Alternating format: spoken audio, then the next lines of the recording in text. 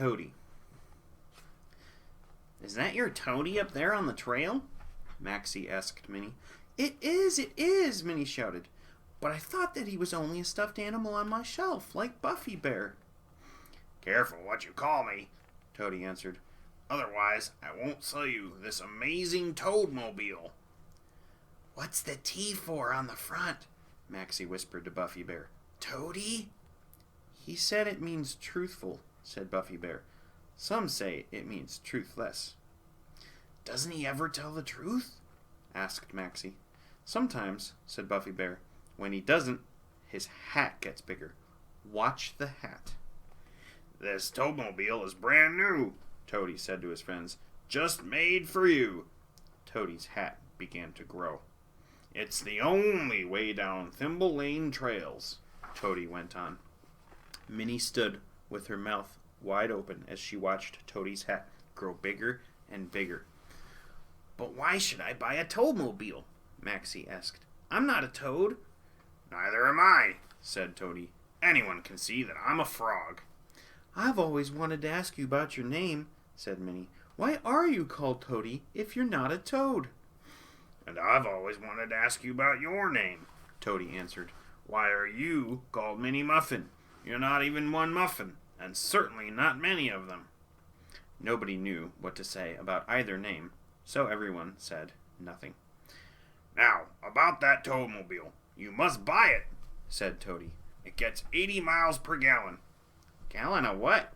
asked Maxie. "Who cares?" said Todie, "as long as it gets 80. "I'd rather walk," said Maxie. "But you can't walk along Thimble Lane trails," said Todie. "The snipes will snipe off your toes." By this time, Todie's hat looked positively silly. It was almost as big as he was. Now, the three friends did not believe a word he said. "It's the truth," said Todie. When he said that, his hat slipped down over his head. Minnie started to giggle, but Todie ignored her. "Only 500 down and 20 per month," said Todie. 500 what?" asked Maxie. "Who cares?" said Todie. "As long as it's 20 per month. Look, do you want to fight off snipes all the way there?" "There?"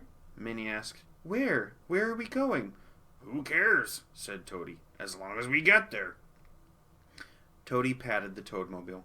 For the first time, Maxie and Minnie and Buffy Bear noticed that it had dents and scratches on it. Obviously, the wildest toad, or was it a frog, along Thimble Lane trails had driven it. "Brand new," said Todie. His hat grew some more. "Well, it was driven down the road a ways by a little old frog," he added. But when he said that, his hat grew so big that it dropped over him. "Let's get out of here," said Buffy Bear. "That thing may swallow us next." Todie was still talking as they hurried away. "Will the hat get smaller again so he can wear it?" Minnie asked. "When he tells enough truth to get it back on his head," said Buffy Bear.